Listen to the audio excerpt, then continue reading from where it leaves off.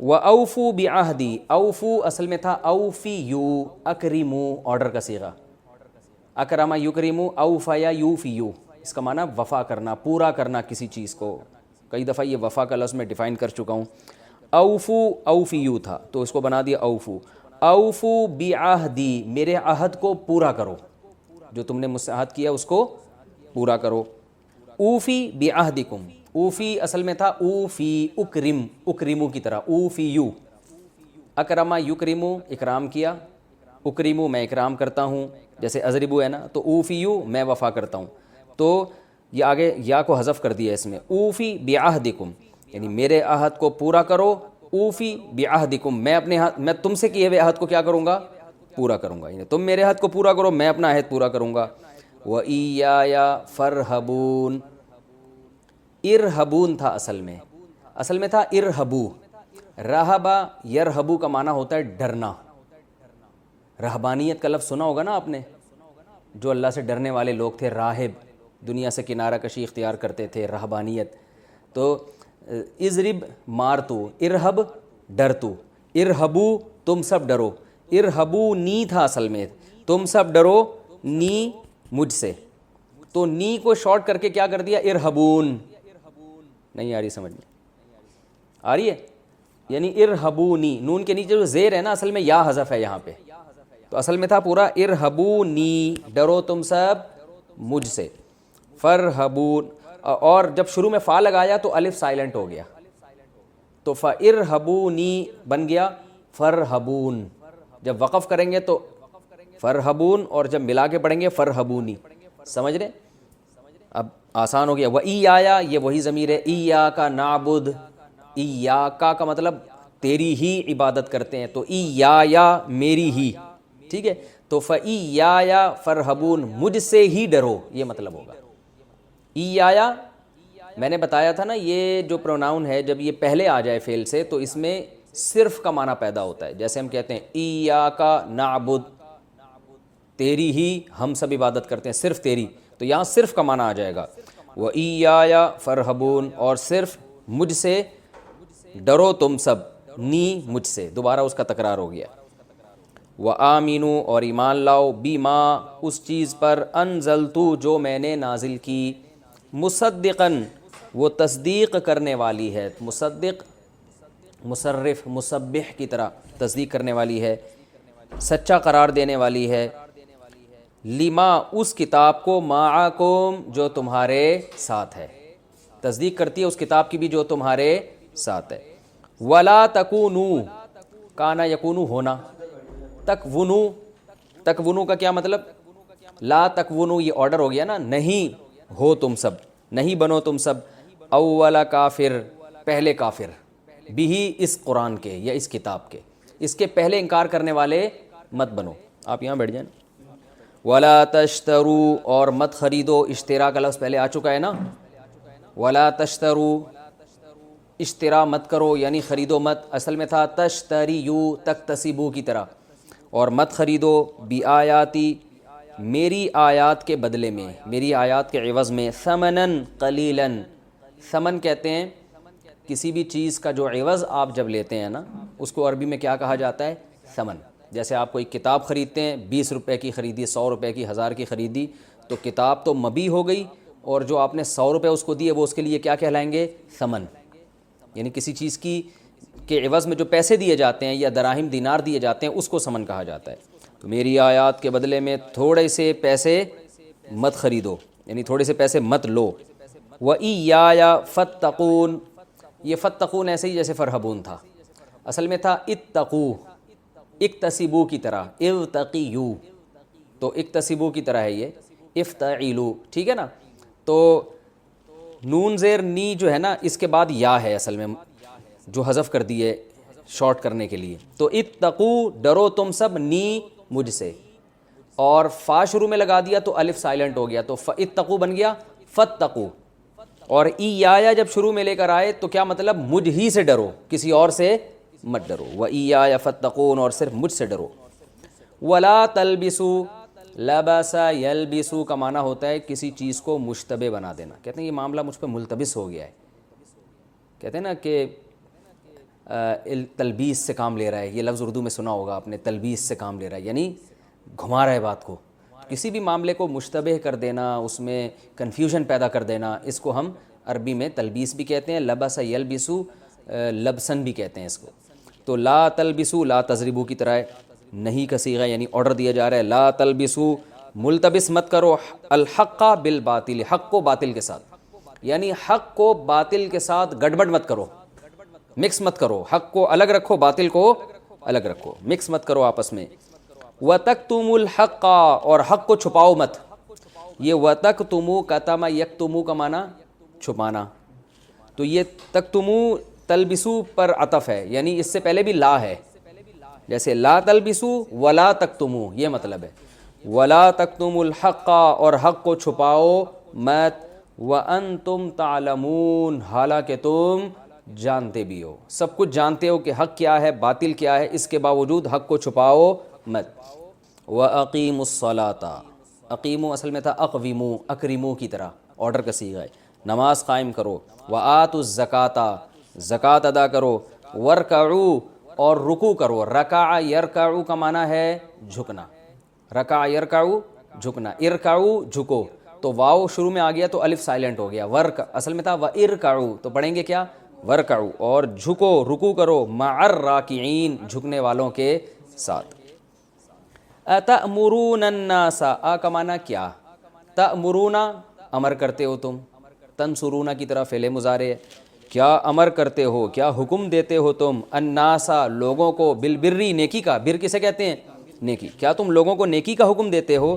وتنسون, واو کا معنی, اور تنسون نسیان سے نکلا ہے, اصل میں تھا تنسیون تسمعون کی طرح, شروع میں باپ پڑھے ہیں نا, تو اب پڑھا کیا جاتا ہے تنسون. وتنسون, اور تم بھول جاتے ہو, انفسکم, اپنی جانوں کو. لوگوں کو نیکی کا حکم دے رہے ہو اور خود اپنے آپ کو بھول جاتے ہو. وانتم, حالانکہ تم, میں نے بتایا نا واو کا مطلب بسا اوقات حالانکہ آتا ہے, یعنی کنڈیشن یہ ہے کہ, انگلش میں ہم کیا کہیں گے, اس کنڈیشن میں تم یہ کام کر رہے ہو. اس کی میں نے ایگزامپل بھی دی تھی, جیسے ایک آدمی کہتا ہے جاءنی زیدن, میرے پاس زید آیا. وہو راکبن, اب لفظی ترجمہ تو ہم کریں گے وہو راکبن کا مطلب اور وہ سوار تھا. بھائی میرے پاس زید آیا, وہو راکبن, اور وہ سوار تھا. لیکن صحیح جو ترجمہ اس کا ہوگا وہ کیا ہوگا, میرے پاس زید آیا اس حال میں کہ وہ کیا تھا, سوار تھا. یعنی میرے پاس زید آیا, جب آیا تو کنڈیشن اس کی یہ تھی کہ وہ سوار تھا, پیدل نہیں تھا. تو ہم یہی ترجمہ یہاں ایسے موقع پہ کریں گے کہ تم اپنے آپ کو بھول جاتے ہو. وَأَنْتُمْ تَتْلُونَ الْكِتَابَ, حالانکہ تم کتاب کی تلاوت بھی کرتے ہو. تتلونا اصل میں تھا تتلوونا, تنصرون کی طرح, تلاوہ یتلوو تلاوتن, تلاوت کرنا, اور تم کتاب کی تلاوت بھی کرتے ہو. افلا تعقلون, کیا, آ کا معنی کیا, فا کا معنی تو, لا تعقلون تم عقل نہیں رکھتے, تو کیا تم عقل نہیں رکھتے. واستعینوا, اور استعانت حاصل کرو. استعینوا اصل میں تھا استعوینوا, استخرجوا, باب استفعال ہے نا, استخراج, استخرجا ماضی, یستخرجو مضارع, اور امر آئے گا استخرج, اور جمع آئے گی استخرجو. تو اسی طرح ماضی آئے گا استعونا, جس کو پڑھتے ہیں استعانہ, یستعوینو مدد طلب کرنا, اور امر آئے گا استعوینو جمع کے لیے, پڑھیں گے استعینو, پڑھا ایسے جاتا ہے. یہ میں نے کہا تھا نا واو آ رہا ہے تو صیغے کی شکل ہی چینج ہو جاتی ہے. استعینو یہ نکلا ہے معاونت سے, اردو میں استعمال ہوتا ہے نا بھائی, آپ ایک دوسرے سے تعاون کریں, معاونت کریں, تو استعانت, معاونت, اعانت, یہ سب ایک ہی معنی میں استعمال ہوتا ہے. استعانت مدد طلب کرنا. واستعینوا, اور مدد طلب کرو. واستعینوا بالصبر, صبر کے ذریعے, والصلاۃ, اور نماز کے ذریعے. وَإِنَّهَا, اور بے شک, اب یہاں بھی یہ واو کنڈیشن بیان کر رہی ہے, نماز کے ذریعے صبر طلب کرو, لیکن حالت یہ ہے, کنڈیشن یہ ہے, وَإِنَّهَا, کہ یہ جو نماز ہے نا, لَكَبِيرَةٌ, لام تاکید کے لیے, کبیرتن کے بعد جب علا کا لفظ آتا ہے تو اس کا معنی ہوتا ہے مشکل ہونا کسی کام کا. جیسے قرآن میں ایک جگہ آتا ہے, نوح علیہ السلام نے اپنی قوم سے کہا, ان کانا, اگر ہے, کبورا علیکم, تم پر یہ کام بہت مشکل ہو گیا ہے. تو عرب کبورا یکبرو، کروما یکرمو کی طرح جب کہتے ہیں نا کبورا علیہ ھذا الامر، تو مطلب کیا ہوگا؟ اس آدمی پر یہ والا کام بہت مشکل ہے. سمجھ رہے ہو؟ ویسے کبورا کا معنی ہوتا ہے بڑا ہونا کسی چیز کا، کبیر. جیسے شروفہ یشرفو، اس کا صیغہ صفت کیا آتی ہے؟ شریف. شروفہ وہ شریف ہوا، اور شریف کا معنی شریف آدمی. تو کبیر کا معنی کبیر، کبورا کا معنی وہ بڑا ہوا، یکبرو بڑا ہوتا ہے، کبیر بڑا، اور کبیرہ اس کی مؤنث. لیکن جب کبورا کے بعد علا آئے گا تو پھر بڑا ہونا نہیں، مشکل ہونا. اور کبیر کے بعد بھی جب علا آئے گا تو بہت مشکل ہونا، بہت مشکل کوئی چیز. اور کبیرہ کا معنی بھی یہی. تو عربی میں صلاۃ کا لفظ چونکہ مؤنث ہے تو اس کے لیے کبیر کے بجائے کون سا لفظ استعمال ہوا؟ کبیرہ. اس لیے اللہ نے فرمایا وَإِنَّهَا، اور بے شک یہ نماز، لا لام تاکید کے لیے، یعنی یقیناً ایسی بات ہے، کبیرۃن الا علی الخاشعین، مشکل ہے مگر ڈرنے والوں پر. تو علا آ رہا ہے نا، تو یہاں کبیرہ کا معنی مشکل ہوگا، بڑا نہیں ہوگا کہ بہت بڑی چیز ہے مگر ڈرنے والوں پر. نا بہت مشکل ہے مگر کس پر؟ الخاشعین، ان لوگوں پر جن میں دن کے دل میں خشوع ہے، اللہ سے ڈرنے والے لوگ ہیں، ان پر مشکل نہیں ہے. الذین یظنون انہم ملاقو ربہم وانہم الیہ راجعون، یہ وہ لوگ ہیں جو یہ گمان کرتے ہیں کہ انہوں نے اپنے رب سے ملاقات کرنی ہے. ملاقو کا مطلب اصل میں تھا ملاقیونا، مزاربونا کی طرح. لاقیا یلاقیو ملاقیتن، زاربا یزاربو مزاربتن. ملاقیتن کو پڑھا جاتا ہے ملاقاتن، اردو میں وہی ملاقات کا لفظ استعمال ہوتا ہے. تو ملاقو ربہم، اپنے رب سے ملاقات کرنے والے ہیں. وانہم، اور بے شک یہ لوگ الیہ راجعون، اسی رب کی طرف لوٹنے والے ہیں. یہ تو اس رکوع کا لفظی ترجمہ تھا. یہاں سے بنی اسرائیل سے خطاب شروع ہو رہا ہے. تو قرآن مجید میں بنی اسرائیل سے بہت زیادہ خطاب ہے، تو اس کے لیے بنی اسرائیل کا پس منظر سمجھنا بہت ضروری ہے. اس سے بہت ساری قرآن کی آیتیں، جب تک آپ وہ نہیں سمجھیں گے تو آپ کو وہ قرآن کی آیتیں سمجھ میں نہیں آئیں گی. بنی اسرائیل سے قرآن کیوں خطاب کرتا ہے؟ دیکھیے، اسرائیل عبرانی زبان کا لفظ ہے، عبداللہ یعنی اللہ کا بندہ، یہ ترجمہ بنتا ہے اسرائیل کا. اللہ تعالیٰ نے حضرت ابراہیم علیہ السلام، جن کا تقریباً 3500 سال پہلے آج سے جن کا زمانہ ہے رسول اللہ صلی اللہ علیہ وسلم میں، اور حضرت ابراہیم علیہ السلام کے زمانے میں جو مورخین ہیں وہ کہتے ہیں تقریباً 2000 سال کا فرق ہے. تو رسول اللہ صلی اللہ علیہ وسلم کی بعثت سے 2000 سال پہلے شام کی سرزمین میں، شام میں یہ خوب ذہن میں رکھیے کہ شام میں آج کا شام صرف نہیں ہے، بلکہ فلسطین بھی شام میں داخل تھا، اور بھی بہت سارے ایریاز جو اب شام سے چھین لیے گئے ہیں وہ سارے شام میں داخل تھے. اس کی مثال ایسے ہے جیسے ہندوستان میں جب نبی صلی اللہ علیہ وسلم کے دور میں ہند کا یا ہندوستان کا ذکر کیا جاتا تھا تو اس میں پاکستان، بنگلہ دیش، برما، یہ سارے کنٹریز، سری لنکا، یہ سب اس میں داخل ہوتے تھے. تو احادیث میں شام کے متعلق جو باتیں آئی ہیں تو اس دور کا شام ہے. تو ابراہیم علیہ السلام بت پرستوں میں پیدا ہوئے، آپ کے والد کا نام تھا آزر. اللہ نے آپ کو بہت زیادہ آزمایا. سورہ بقرہ ہی میں ہے وَإِذِ ابْتَلَىٰ إِبْرَاهِيمَ رَبُّهُ بِكَلِمَاتٍ. اس وقت کو یاد کرو جب ابراہیم کو ان کے رب نے چند باتوں میں آزمایا. وہ بہت سخت آزمائش والی باتیں تھیں.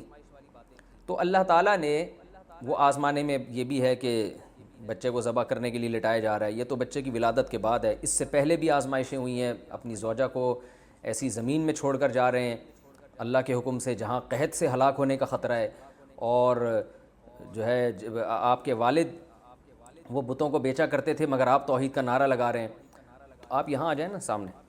تو ابراہیم علیہ السلام کو جب بہت زیادہ اللہ نے آزمایا تو اللہ تعالیٰ نے آپ کو جو دنیا میں ایک نعمت دی، اس نعمت کا قرآن نے ذکر کیا ہے. سورہ بقرہ ہی میں انشاءاللہ وہ آیتیں آگے آئیں گی. قال انی جاعلک للناس اماما، اے ابراہیم میں آپ کو لوگوں کے لیے امام بنا رہا ہوں. اور امام بنانے کی صورت کیا ہوگی؟ آپ کی اولاد میں نبوت جاری ہوگی، آپ کو اولاد بھی ملے گی اور اس میں پیغمبر بھی آئیں گے. تو ابراہیم علیہ السلام کو جب اللہ نے نعمتیں دیں تو 2 بیٹے دیے اس میں، ایک کا نام تھا اسحاق اور ایک کا نام تھا اسماعیل. یاد رکھیں یہ لیکچر آپ نے بہت غور سے سننا ہے، اس کو ذہن میں بٹھانا ہے، کیونکہ پیغمبروں کا سلسلہ سارا اسی طرح آپ کی سمجھ میں آئے گا. اور بنی اسرائیل کا کیا تصور ہے، اور گریٹ اسرائیل جو آج یہودی جس کی بات کریں، یہ ساری چیزیں آپ کی سمجھ میں اس پس منظر میں جب آپ قرآن کی تلاوت کریں گے نا تو یہ سمجھ میں آئے گا آپ کے۔ تو ابراہیم علیہ السلام کے دو بیٹے تھے، ایک کا نام اسحاق اور ایک کا نام اسماعیل۔ اسحاق حضرت سارہ علیہ السلام کی اولاد میں، اور اسماعیل حضرت ہاجرہ علیہ السلام کی اولاد میں۔ اسحاق علیہ السلام ابراہیم علیہ السلام کا جو اصل وطن تھا، فلسطین جسے آج کہا جاتا ہے، اس زمانے میں شام کی سرزمین کہا جاتا تھا، یہ ابراہیم علیہ السلام کا اصل وطن تھا۔ یہاں اسحاق علیہ السلام اور ان کی نسل چلی آگے، اور آپ حضرت ہاجرہ کو جو چھوڑ کر گئے، وہاں جو جسے مکہ کہا جاتا ہے، بیت اللہ کہا جاتا ہے، وہاں اللہ کا گھر بنایا آپ نے، تو وہاں حضرت اسماعیل علیہ السلام تھے۔ ادھر اسحاق علیہ السلام کی اولاد میں یعقوب علیہ السلام پیدا ہوئے، جن کی بشارت اللہ ابراہیم علیہ السلام کو دے چکے تھے، وَمِن وَرَاءِ اسحاق یعقوب، کہ ابراہیم آپ کی اولاد میں اسحاق پیدا ہوں گے، اور اسحاق کے بعد یعقوب، یعنی پوتے کی خوشخبری بھی اللہ نے پہلے ہی دے دی تھی، اور دونوں کو پیغمبر بنانے کا اللہ نے پہلے بتا دیا تھا۔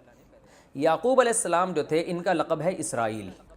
آگے یعقوب علیہ السلام کے بہت زیادہ نسل پیدا ہوئی، جن میں 11 بیٹے آپ کے قرآن نے تذکرہ کیا ہے، اور جن میں 2 ایک ماں سے تھے اور باقی 9 دوسری والدہ سے تھے۔ یعقوب علیہ السلام کے 11 بیٹوں میں ایک کا نام یوسف، جو حضرت یوسف علیہ السلام مشہور نبی، ایک کا نام بنیامین، اور باقی تو دوسری زوجہ تھے، ان میں سے ایک کا نام یہودا تھا۔ تو اب یعقوب علیہ السلام کے ان بیٹوں کی اولادیں آگے چلی ہیں۔ یہ کیسے ہوئی ہیں؟ فلسطین، یہ جو ارض شام ہے، یہاں پر قبلہ تھا، بیت المقدس تھا، تو یہاں ابراہیم علیہ السلام کے جو یعقوب علیہ السلام کے جو بیٹے تھے نا، یوسف علیہ السلام، تو بھائیوں نے جیلسی میں یوسف علیہ السلام کو کنویں میں ڈال دیا، جو سورہ یوسف میں انشاءاللہ ہم پڑھیں گے۔ وہ ہوتے ہوتے کنویں سے بالآخر قافلہ آیا، ان کو اٹھا کے لے گیا، اور مصر اس وقت بڑا، یعنی ایک ترقی یافتہ ملک سمجھا جاتا تھا، ایک مہذب، ایک تہذیب تھی، ایک بہت زبردست اسٹیٹ تھی مصر میں۔ تو مصر کے بازاروں میں آپ فروخت ہوتے ہوتے بادشاہ کے محل میں پہنچ گئے، اور پھر وہ واقعہ قرآن نے بیان کیا، وہاں ترقی کرتے کرتے خوابوں کی تعبیر بتاتے تھے، قحط پڑا مصر میں تو ان کو حل بتایا، اور ان صفات کی بیس پہ آپ کو بالآخر مصر کا بادشاہ بنا دیا گیا۔ جب مصر کا بادشاہ آپ کو بنایا گیا تو یہ جو بنی اسرائیل تھے، یہ سارے، یعنی یعقوب علیہ السلام بھی وہاں چلے گئے، حضرت یوسف علیہ السلام کی والدہ بھی، لوگ کہتے ہیں وہ والدہ نہیں خالہ تھی، مگر اس کی کوئی دلیل نہیں ہے، وہ والدہ ہی تھی۔ یوسف علیہ السلام کے والد، والدہ، اور باقی جتنے بہن بھائی ہیں، کہا جاتا ہے تقریباً یعقوب علیہ السلام کے 90 کے قریب افراد تھے اس وقت، خاندان بہت بڑا خاندان تھا۔ یہ تمام کا تمام موو کر گیا مصر، جو ارض شام کو چھوڑ کر کہاں چلا گیا؟ مصر۔ وہاں سہولتیں تھیں، وہاں بہت کچھ تھا، اور سب سے بڑی بات اپنے بیٹے کی حکومت ہے وہاں پر۔ تو پھر بنی اسرائیل کی نسل وہاں بہت تیزی سے بڑھی ہے۔ تو اس دوران بنی اسرائیل بڑھتے رہے، لیکن چونکہ ظاہر ہے یہ تھے اقلیت میں، اتنے تو نہیں تھے نا کہ مصر کی جو بت پرستوں کی آبادی یا جو مشرکین کی آبادی تھی اس کا تو مقابلہ نہیں کر سکتے تھے۔ تو وہی ہوا کہ چونکہ ان کے پاس ایک مذہب تھا، صحیح بات تھی، تو لوگ حسد کا شکار ہوتے ہوتے بالآخر ان کے ہاتھ سے حکومت چلی گئی، اور ان پر ظالم بادشاہ مسلط ہوتے رہے۔ ہر جگہ ایسے ہی ہوتا ہے کہ آپ جہاں بھی اہل اسلام کو دیکھتے ہیں تو اگر کوئی ان پہ غالب آئے تو وہ ظلم کرتا ہے، کیونکہ وہ چاہتا ہے کہ یہ مذہب ختم ہو، اس مذہب میں اٹریکشن ہوگی نا تو اسی کو ختم کرنے کی کوشش کریں گے۔ تو اس زمانے میں جو بھی مصر میں بادشاہ آیا کرتا تھا اس کا لقب فرعون ہوتا تھا، یعنی یہ نہیں کہ فرعون مخصوص بادشاہ کا نام ہے، مصر کے ہر بادشاہ کو کیا کہا جاتا تھا؟ فرعون۔ تو یہ والا جو فرعون ہے، یہ جس کو قرآن فرعون کہتا ہے، یہ وہ مخصوص بادشاہ ہے جو موسیٰ علیہ السلام کے مقابلے میں آیا۔ تو خیر بنی اسرائیل پہ پھر ظلم ہوتے رہے، اور یہ جو اس وقت کی سیکولر حکومتیں کہہ سکتے ہیں آپ، سیکولر تو نہیں بلکہ جو اپنی عبادت کرواتی تھیں، ان حکومتوں نے کو یہ ڈر تھا کہ بنی اسرائیل ہی ہیں جو ہمارے مقابلے میں آ کے کھڑے ہو سکیں، کیونکہ ایسا ایک نظریہ ہے، ایک دعوت ہے جو ہمیں غلط قرار دے سکتے ہیں۔ تو ان پہ انہوں نے ظلم ستم شروع کر دیے، یہاں تک کہ فرعون کو خواب آیا کہ بنی اسرائیل میں ایک بچہ پیدا ہو رہا ہے جو میری حکومت کا خاتمہ کر رہا ہے۔ تو یہ جو فرعون جس کا قرآن میں ذکر ہے، اس فرعون نے کیا کیا؟ پھر بنی اسرائیل پہ ظلم کرنا شروع کر دیے۔ قرآن نے جگہ جگہ بیان کیا، یہاں بھی آئے گا کہ بیٹوں کو قتل کر دیا کرتا تھا اور عورتوں کو غلام اور باندیاں بنا لیا کرتا تھا، نسل ختم کرنا شروع کی۔ اسی میں اللہ تعالیٰ نے موسیٰ علیہ السلام کو پیدا کیا، جس کا ہم واقعہ پڑھیں گے انشاءاللہ آگے۔ بڑا دلچسپ واقعہ ہے کہ موسیٰ کی ماں کے دل میں ہم نے ڈالا کہ بچے کو صندوق کے حوالے کر دیں، اور وہ صندوق دریا کی موجوں کے حوالے ہوا، اور بالآخر فرعون ہی کے دربار میں اللہ نے حضرت موسیٰ کو پال کے دکھایا۔ تو موسیٰ علیہ السلام کے ذریعے پھر فرعون کو اللہ نے تباہ و برباد کیا۔ بنی اسرائیل میں اتنی سکت نہیں تھی کہ فرعون سے لڑ سکتے تھے وہ، کیونکہ غلام تھے، مینورٹی میں تھے، اور تھے بھی محکوم، غلام سے مراد محکوم قوم تھے۔ تو اللہ نے اپنی قدرت سے ہی فرعون کو دریا میں غرق کر دیا۔ اب جب دریا میں غرق کیا، بنی اسرائیل نے حضرت موسیٰ کو بہت ستایا، اور وہ ان احسانات کو نہیں مانا انہوں نے تہہ دل سے۔ کچھ لوگ تو تھے لیکن میجورٹی ایسے ہی تھی۔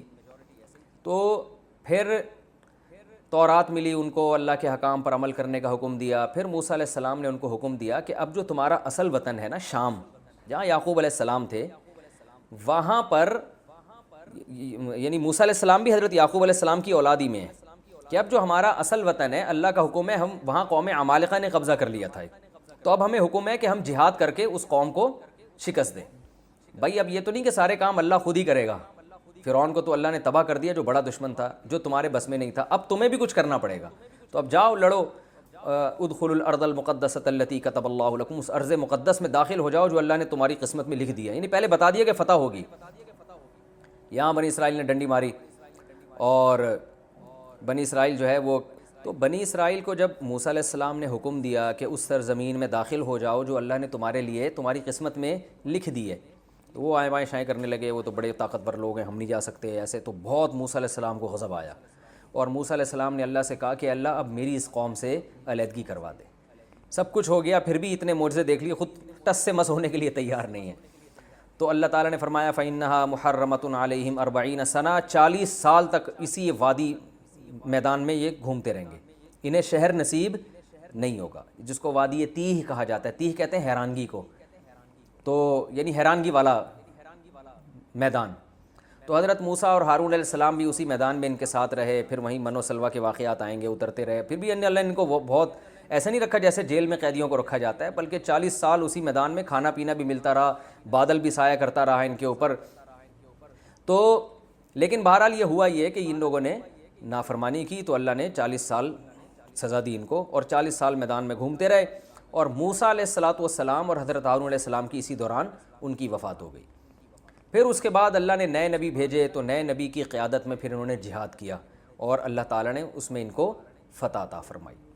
آگے ہوا یہ کہ بنی اسرائیل کے جو لڑائی میں داؤد بھی تھے، جنہوں نے دشمن کے جو کمانڈر ہے نا جالوت، اس کو قتل کیا۔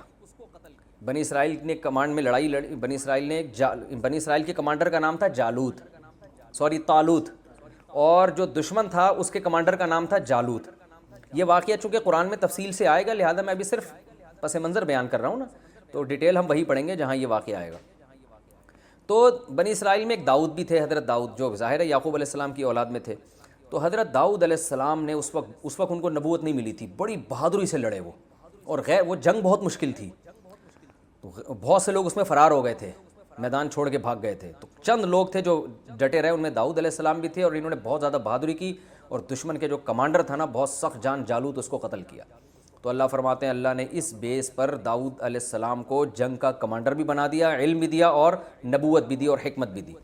تو داؤد علیہ السلام پھر بنی اسرائیل کے ان پیغمبر کے جانے کے بعد داؤد علیہ السلام لیڈر بن گئے، اور داؤد علیہ السلام نے پھر بہت عبادت گزار تھے، قرآن نے ان کی عبادتوں کا ذکر کیا، ان کی آواز بہت خوبصورت تھی، قرآن کہہ رہا ہے فصل الخطاب، بہت سارے معجزے دیے اللہ نے ان کو۔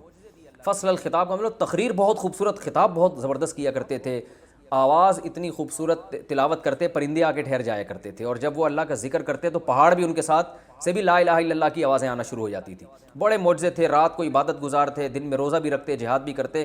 تو داؤد علیہ السلام کے ذریعے اللہ تعالیٰ نے جو ہے نا بنی اسرائیل کی دنیا میں بہت بڑے خطے پر اللہ نے حکومت قائم کر دی ان کی۔ تبھی آج اس حکومت کو یاد کر کے یہودی جو ہے نا وہ روتے ہیں کہ ہم تو ایسے تھے، ہم تو ایسے تھے، ہم تو یوں تھے۔ بہت بڑے خطے پر اللہ نے بنی اسرائیل کی حکومت قائم کر دی۔ داؤد علیہ السلام، اچھا وہ ایسے مجاہد تھے کہ ان کے ہاتھ میں لوہے کو بھی نرم کر دیا اللہ تعالیٰ نے۔ ڈیوڈ کہتے ہیں نا انگریز داؤد علیہ السلام کو، آج کل انہوں نے نام چینج کیا ہوا، ڈیوڈ کہتے ہیں۔ اللہ نے فرمایا ہم نے داؤد علیہ السلام، اچھا داؤد علیہ السلام اس زمانے میں 4 بیویاں کا نہیں تھا، جتنی بھی چاہے زوجات رکھ سکتے تھے۔ داؤد علیہ السلام کی بہت ساری زوجات تھیں، تو داؤد علیہ السلام کے جو وارث بنے وہ ان کے بیٹے حضرت سلیمان علیہ السلام، قرآن نے ان کی بھی تعریف کی. اور داؤد اور سلیمان علیہ السلام کی خاصیت کہ اللہ نے ان میں قوت فیصلہ، یعنی جو جج کا کام ہوتا ہے نا کہ یہ پہچاننا کہ کون صحیح ہے کون غلط ہے، قضا کے شعبہ یہ بہت احسن طریقے سے سر انجام دیتے تھے. تو سلیمان علیہ السلام کو اللہ نے داؤد علیہ السلام سے بھی زیادہ بڑی حکومت دی. اور سلیمان علیہ السلام نے ایک دن اللہ سے دعا مانگی، ایسی حکومت چاہیے لا ينبغی لأحد من بعدی، میرے بعد قیامت تک کسی کو نہ ملے ایسی. نیت اچھی تھی، قربانیاں تھیں، اللہ نے آپ کو ایسی حکومت دے دی کہ ہواؤں کو مسخر کر دیا. یہ جو آج احرام مصر ہمیں ملتے ہیں نا، مصر میں 4000 سال پرانی عمارتیں، یہ دنیا کے عجوبہ کیوں ہیں؟ اس لیے کہ لوگ کہتے ہیں کہ سائنسدان حیران ہیں ماہرین کہ یہ اتنی بڑی بڑی دیواریں بغیر جوڑ کی اتنے اوپر پہاڑوں پہ رکھی کس طرح ہیں، یہ کون سی کرینیں تھیں جنہوں نے ان کرینوں نے جا کے رکھا ہے. تو یہ عین ممکن ہے سلیمان علیہ السلام کے وہ تعمیراتی کام ہو جن کا قرآن نے ذکر کیا ہے، جو اسباب کی دنیا میں عام آدمی کے لیے ممکن نہیں ہے. تو جنات کو مسخر کر دیا، بڑے عمارتیں بنائیں انہوں نے، بہت اس سے یعنی پرندوں تک کی بولیاں اللہ نے سکھا دی ان کو. تو داؤد سلیمان علیہ، تبھی گورے جو ہے نا، گوروں کی کتابوں میں کنگ سلیمان کر کے ملتا ہے یہ، یعنی ان کا لقب بادشاہ بن گیا تھا. تو سلیمان علیہ السلام کے ذریعے حکومت قائم ہوئی.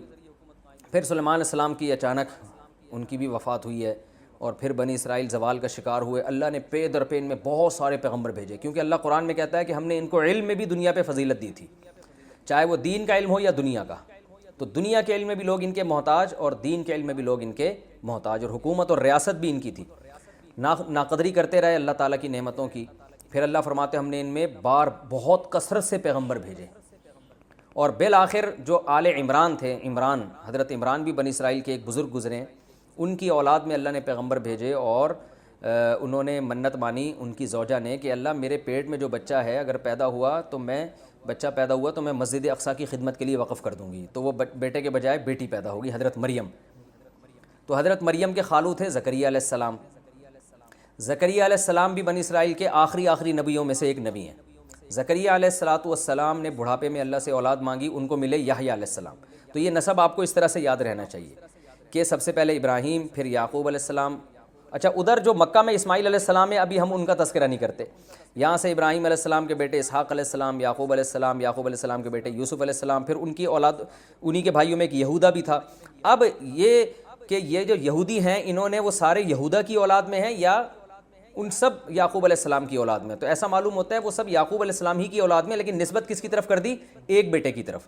قبیلہ ایک بیٹے سے بھی نام لے لیا جاتا ہے نا، تو یہ یہودا کی طرف نسبت کر کے ان کو یہودی کہا جاتا ہے.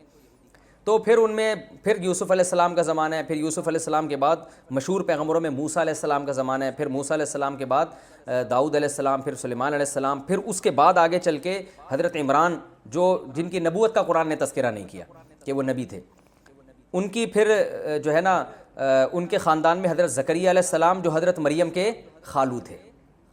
اور زکریا علیہ السلام کو اللہ نے بڑھاپے میں بیٹے دیے یحییٰ علیہ السلام. تو پتہ چلا زکریا علیہ السلام، یحییٰ علیہ السلام، حضرت مریم اور حضرت عیسیٰ، یہ چاروں ایک ہی دور کے ہیں. ٹھیک ہے نا. قرآن میں تو پوری صورت ہے آل عمران کے نام سے. تو حضرت عمران کا اللہ نے فضیلت بیان کی ہے کہ ہم نے آل عمران کو بڑی فضیلت دی تھی. بنی اسرائیل میں بھی آل عمران کو اللہ نے فضیلت دی. تو حضرت عمران جو تھے ان کی زوجہ نے منت مانی تھی کہ میں اپنے بچے کو بیت المقدس کی خدمت کے لیے وقف کروں گی. تو بیٹا کے بجائے کیا پیدا ہوا؟ بیٹی. تو حضرت مریم کے خالو کون تھے؟ حضرت زکریا. تو حضرت مریم کو بچپن سے پالا حضرت زکریا نے، کیونکہ حضرت مریم کی والدہ کا انتقال ہو گیا تھا. تو پھر خالہ نے کفالت کی. جب خالہ نے کفالت کی تو یہ یعنی جو سرپرستی میں آ گئے حضرت زکریا علیہ السلام کی، حضرت مریم. تو حضرت مریم کی بھی بڑی کرامتیں قرآن نے بیان کی ہیں، بہت عبادت گزار. پھر حضرت مریم کے بیٹے ہوئے حضرت عیسیٰ. تو بنی اسرائیل نے حضرت زکریا علیہ السلام کو بھی قتل کیا، یہودیوں نے اپنے پیغمبر کو، یعنی کافروں نے دوسروں نے نہیں مارا، انہی نے قتل کیا. اور قرآن نے اس کی وجہ بیان کی ہے، جب بھی کوئی پیغمبر ایسی تعلیمات لے کر آتے جو ان کی خواہشات کے خلاف ہوتی ہیں تو یا تو اس پیغمبر کا انکار کرتے یا اس کو قتل کر دیتے تھے. یہ چاہتے تھے ہمیں ہماری خواہشات کے مطابق دین چاہیے. تو زکریا علیہ السلام کو قتل کیا، یحییٰ علیہ السلام کو بھی قتل کیا گیا، اور حضرت عیسیٰ علیہ السلام کو بھی اپنے خیال کے مطابق قتل کیا. لیکن قرآن کہتا ہے کہ کیونکہ حضرت عیسیٰ بنی اسرائیل کے آخری پیغمبر ہیں تو اللہ تعالیٰ نے حضرت عیسیٰ علیہ السلام کو آسمانوں پہ اٹھا لیا، اور قرب قیامت میں وہ یہودیوں سے انتقام لیں گے. یعنی اللہ نے کہا کہ اب یہ سلسلہ جو ہے یہاں حضرت عیسیٰ علیہ السلام کو میں محفوظ رکھوں گا، قرب قیامت میں نازل ہو کر نبی صلی اللہ علیہ وسلم کے دین کی گواہی دیں گے۔ ادھر دوسری طرف جب حضرت یعنی یہودیوں کی بدماشیاں بہت بڑھ گئیں، پیغمبروں کی ناقدری، تو اللہ تعالیٰ نے یہ روحانی سلسلہ جو حضرت ابراہیم کی ایک اولاد سے چلا آ رہا تھا اسحاق، وہاں سے بند